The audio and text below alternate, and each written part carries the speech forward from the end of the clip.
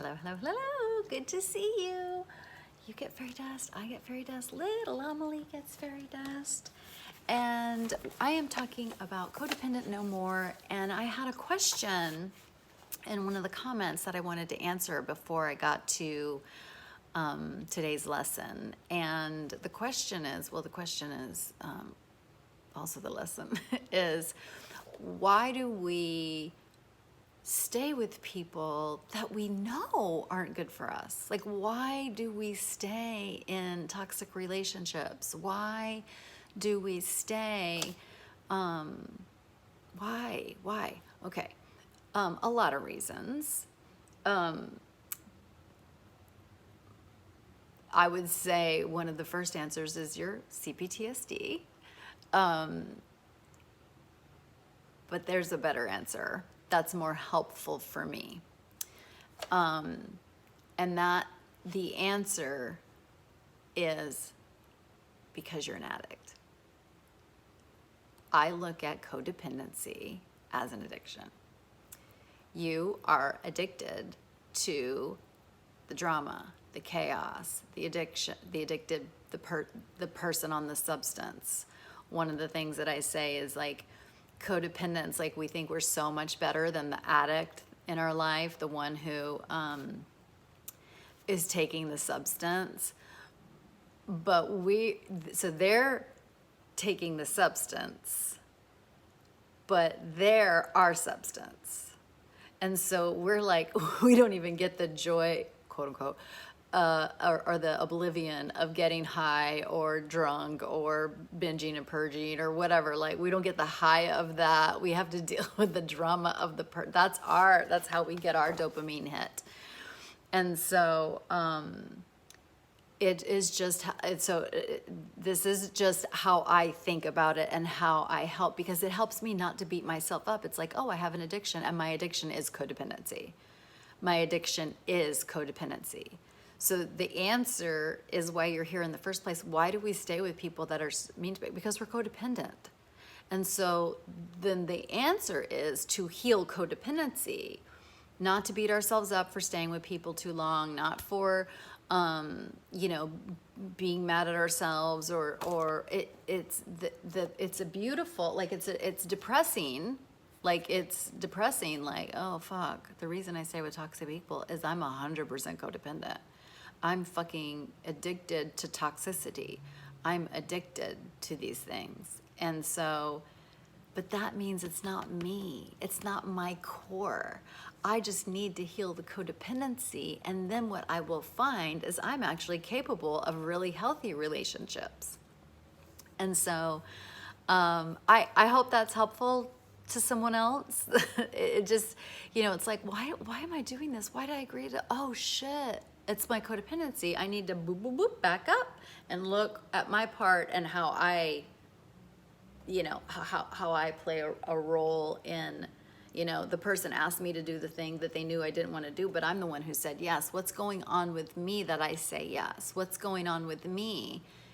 I'm the codependent that said yes. It's not the person. We had left off in the detachment chapter on page 61.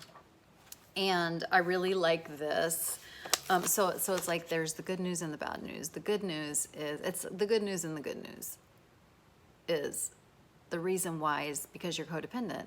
And then the other good news is, like, there's an answer, there's a reason. And the other good news, this shit is healable.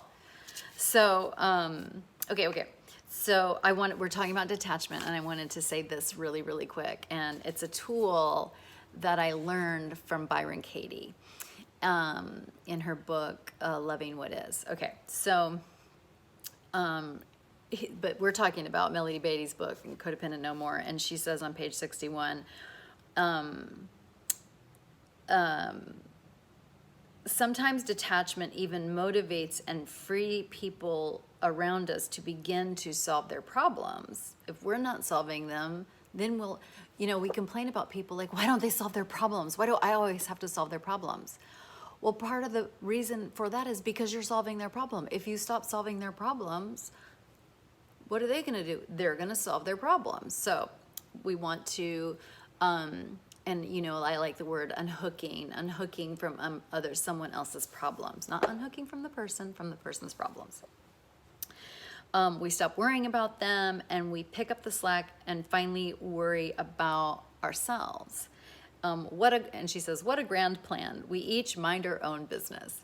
And so the tool from Byron Katie is, I'm pretty sure I got this from her. There's 3 kinds of business. There's 3 kinds of business. There's 3 and only 3 kinds of business. Your business, my business, and God's business, or the universe's business, or the world's business, like just whatever, if you have a spiritual belief. Okay, maybe if you're an agnostic or atheist, this doesn't work for you, but this works for me. So there's 3 kinds of business.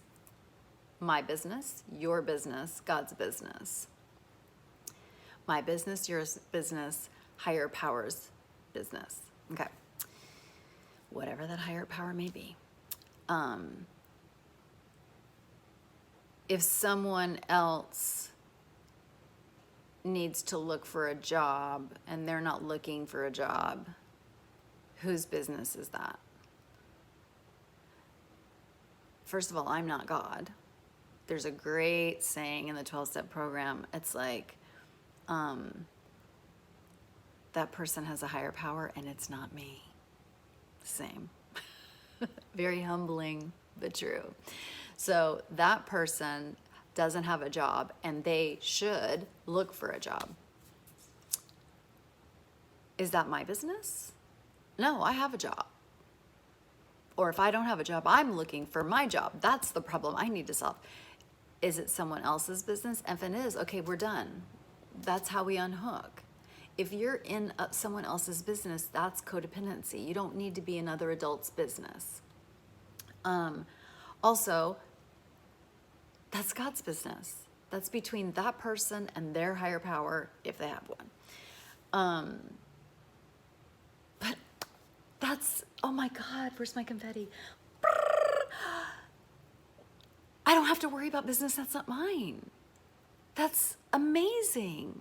I don't have to worry about any business that's not mine. And not because I'm going to take care of myself and I need to be in charge of myself. Like, all that's true. And I need to, like, self-care, self-love. No. Because if I'm in someone else's business, I'm being toxic. If I'm being in someone's business and it's their business and they're God's business, and I'm trying to muck up in there, what am I doing? What if God has again, if you believe in God, or the universe or whatever, has a plan for that person, and that's not my plan. Like, I need to deal with my plan and my higher power if I believe in one. And so, 3 kinds of business. And if you are not in your business, you are the toxic one. You are the unconscious one. You are the codependent one. You are addicted to toxicity in relationships. So if you ever wonder if you should do a thing or not do a thing when you're working on your codependency, that's the tool. Ask yourself, whose business is this? Whose business is it to, I don't know, to organize the party? Like, whose business is that? Is that my business? If it's my business to organize the party, then I'm going to do that. But if it's not my business, then and you've invited me to attend, then I'm going to just attend the party. So that's just a helpful way. But truly, like, think about that. Like, even think about flip it around. Like, I want somebody in my business. Like, if somebody's in my business, they don't know what my dreams are. They don't know what my prayers are. They don't know what I'm working on. They don't know,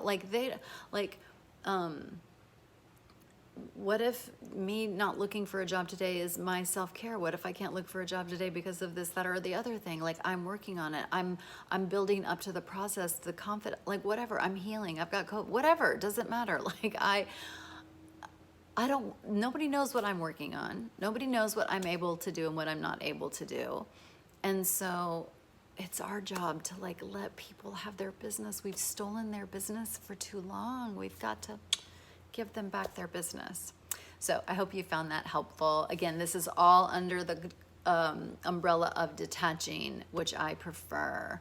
Unhooking. Again, we're unhooking from being in somebody's business. We're unhooking from solving somebody's problem. That's actually not our problem. We got to get real clear on what's our business and what's not our business. Hope that was helpful. Love you. Bye.